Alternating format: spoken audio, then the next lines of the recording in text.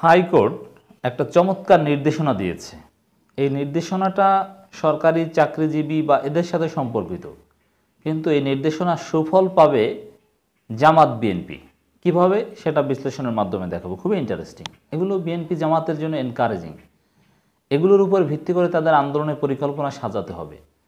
আগামী দিনের আন্দোলন যে আসলে জমে উঠবে, আগের মতো যে দমন পীড়ন করতে পারবে না, জনগণের যে বিজয় হবে, তার ছোট ছোট প্রমাণ, ছোট ছোট ঘটনা কিন্তু ঘটতে শুরু করেছে। কি দর্শক, খবরটা একটু আপনাদেরকে বলি। সরকারি কর্মকর্তাদের সম্পদের হিসাব দাখিলের নির্দেশ হাইকোর্টের। এর মানে ইটস ভেরি সিগনিফিক্যান্ট। এখন এটা বলতে পারেন যে সরকারি কর্মচারীদের হিসাব দাখিল করবে, এটা সরকারি চাকরিজীবীদের বিষয়, দুর্নীতি সম্পর্কিত বিষয়। এখানে বিএনপি জামাত আবার সুবিধা পাবে কিভাবে? হ্যাঁ, পাবে, একটু দেখাই। আচ্ছা, সরকারি কর্মকর্তারা যে আনলিমিটেড দুর্নীতি করেছে, আনলিমিটেড সম্পদ গড়েছে, এটা কেন বা কিভাবে গড়া সম্ভব হয়েছে? সরকার চাইলে কি এই দুর্নীতি ঠেকাতে পারতো না? শতভাগ পারত। কিন্তু সরকারের সাথে, সরকারি কর্মকর্তাদের সাথে আওয়ামী লীগের বা আওয়ামী লীগ সরকারের এটি হচ্ছে ট্রেড অফ, যে আমাদেরকে ক্ষমতায় রাখো, বিএনপি জামাত পিটিয়ে, বিরোধী দল পিটিয়ে, যেভাবে হোক না কেন। স্পেশালি পুলিশ, তারা তো সরকারি কর্মকর্তা, তাদের কথাটা যদি এখানে সামনে আনি, যে ইচ্ছা মতো পেটাও, মানবাধিকার লঙ্ঘন করো, তাদেরকে গুম করো, হত্যা করো, নির্যাতন করো, এভাবে আমাকে ক্ষমতায় রাখো, আমি যা বলবো তা শুনবা, সেটা নীতি নৈতিকতা হোক, তোমার ভালো লাগুক বা না লাগুক, গুলি চালাবা, তোমার নীতি নৈতিকতায় বাধুক বা না বাধুক, আমার নির্দেশ মানবা, আমাকে ক্ষমতায় রাখতে যা ইচ্ছা তা করবা। বিনিময়ে কি? তুমি আনলিমিটেড দুর্নীতি করবা। এখন দেখেন, এই যে জনগণের উপর, বিরোধী দলগুলোর উপর পুলিশ ঝাঁপিয়ে পড়ে, হায়নার মতো ঝাঁপিয়ে পড়ে। সরকার নির্দেশ দেয়, 28 অক্টোবর কি তাণ্ডব করেছে আপনারা দেখেছেন নানান সময়। সরকার বললেই একেবারে লণ্ডভণ্ড করে দেয়। বিএনপি পার্টি অফিসে কয়েকবার বিএনপির সিনিয়র নেতাদের সাথে যে বেয়াদবি করেছে, পার্টি অফিসে ঢুকে তস নস করে দিয়েছে, ভাঙচুর করে একেবারে লণ্ডভণ্ড করে দিয়েছে, ঝাঁপিয়ে পড়েছে। কেন? সরকার বলেছে এজন্য। কারণ এই কাজটা, এরকম ঝাঁপিয়ে পড়া, এই কাজটা ঝুঁকি নিয়ে কেন পুলিশ বা সরকারি কর্মকর্তারা করে? যাতে আনলিমিটেড দুর্নীতি করতে পারে তারা। সরকার এর বিপরীতে দিয়ে দিয়েছে যে তুমি যত বড় টাকা কামাও, কিচ্ছু বলবো না। এইটাই হচ্ছে ট্রেড অফ।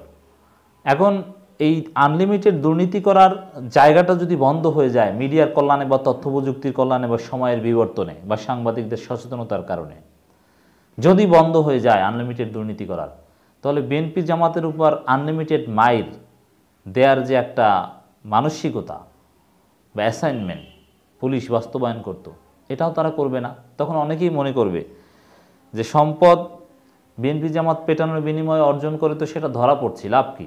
আমার স্ত্রী সন্তানদেরকে তো পালিয়ে যেতে হচ্ছে দেশ থেকে, সম্পদ তো ভোগ করতে পারছি না, বরং আমার চাকরি এখন ঝুঁকির মুখে। অতএব এইসব কাজ করে লাভ নেই, আমি নিরিবিলি থাকি, বিসিএস ক্যাডার হয়েছে, চাকরি করি, ভালো কিছু টাকা পয়সা পাই, সরকারি কোয়ার্টারে থাকি, ভাই ভালোভাবে জীবনযাপন করি। বিএনপি জামাত পেটানোর দরকার নেই এবং তার বিনিময়ে আমার শত কোটি টাকার মালিক হওয়ারও দরকার নেই, নিরিবিলি থাকি। দুর্নীতি ধরা পড়া ভয় থাকলে এই চিন্তা করবে। দুর্নীতি ধরা পড়া ভয় থাকলে বিএনপি জামাতকে পেটাবে না, দ্বিতীয়বার ভাববে। এত ফাও দায় ঠেকে নাই পুলিশ বা সরকারি কর্মকর্তাদের যে কোনো ধরনের বিশেষ বিনিময় ছাড়া জাস্ট চাকরি করে এই কারণে বিএনপি জামাতকে পেটাবে না। আনলিমিটেড দুর্নীতি করার বিনিময়ে বিএনপি জামাতকে পেটায়। অতএব সেটা বন্ধ হলে, দুর্নীতি যদি কোনোভাবে চেক করা যায়, দুর্নীতি যদি ধরা পড়ে, এই সরকারি কর্মকর্তা যদি সম্পদের হিসাব দাখিল যদি ঠিকমতো হয় এবং সেটা যদি মিডিয়ার ট্রান্সপারেন্ট হয়, মিডিয়া যদি সেগুলো জানতে পারে আসলে ঠিকমতো দাখিল করেছে কিনা, না দাখিল করে নাই, গোপন করেছে আর সরকার গ্রহণ করে নিয়েছে যে না দাখিল করেছে, এভাবে যদি দুর্নীতি ঠেকানো যায় বা দুর্নীতি বা সরকারি কর্মকর্তাদের ধরা যায়, তখন দেখবেন যে বিরোধী দলের উপর নিয়ম নৈতিকতা লঙ্ঘন করে পেটানোর ক্ষেত্রে, নির্যাতন করার ক্ষেত্রে একটু ভাববে। অতএব সেভাবেই সুযোগ পাবে জামাত বিএনপি। মিছিল মিটিংয়ে হামলা বা যে কোনো অযৌক্তিক নির্দেশনা, স্যাংশন ট্যাংশন কোনো কিছুর পরোয়া না করা, এটা একটু কমবে আমি মনে করি। কমুক, এটাই আমাদের প্রত্যাশা। সরকারি কর্মচারী আচরণ বিধিমালা, কর্মকর্তা নয়, সরকারি কর্মকর্তা, সরকারি চাকরিজীবী, এইসব শব্দ কিন্তু আমাদের সংবিধানে নেই। প্রজাতন্ত্রের কর্মচারী, সার্ভেন্ট, পাবলিক সার্ভেন্ট, এটা হচ্ছে মূল শব্দ। তারা হচ্ছে চাকর, এভাবে বলতে হবে, এত সম্মান দেওয়ার কিছু নেই। প্রজাতন্ত্রের কর্মচারী, মাইন্ডেড। সরকারি কর্মচারী আচরণ বিধিমালা অনুসারে সরকারি কর্মকর্তা কর্মচারীদের সম্পদের হিসাব বিবরণে দাখিল ও প্রকাশ সংক্রান্ত বিধিমালা বাস্তবায়নের নির্দেশ দিয়েছে হাইকোর্ট। একই সঙ্গে সংশ্লিষ্ট বিধিমালা বাস্তবায়নে কী পদক্ষেপ নেওয়া হয়েছে এ বিষয়ে 3 মাসের মধ্যে অগ্রগতি প্রতিবেদন দাখিল করতে বলা হয়েছে। চমৎকার পদক্ষেপ, কঠিন নির্দেশনা। এই নির্দেশনা মানা হলে ডেফিনেটলি সরকারি চাকরিজীবীদের উপর একটা প্রভাব পড়বে, অ্যাটলিস্ট দুর্নীতি করার ক্ষেত্রে। এই আদেশের আগে হাইকোর্ট বলেন, দুর্নীতি উন্নয়ন ও সুশাসনের অন্তরায়, তাই যে কোনো মূল্যে এটিকে থামাতেই হবে। শুধু সরকার নয়, জনগণকেও দুর্নীতির বিরুদ্ধে দাঁড়াতে হবে এবং আন্দোলন গড়ে তুলতে হবে। আমরা এই যে কথাবার্তা বলছি, এগুলো দুর্নীতির বিরুদ্ধে আন্দোলনের অংশ।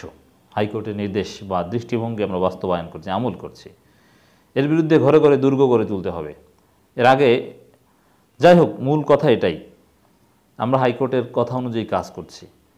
দুর্নীতি বন্ধ হলে গণতন্ত্র অটোমেটিক্যালি কিছুটা চলে আসবে, অথবা বিরোধী দলের অধিকার কিছুটা হলেও ফিরে আসবে।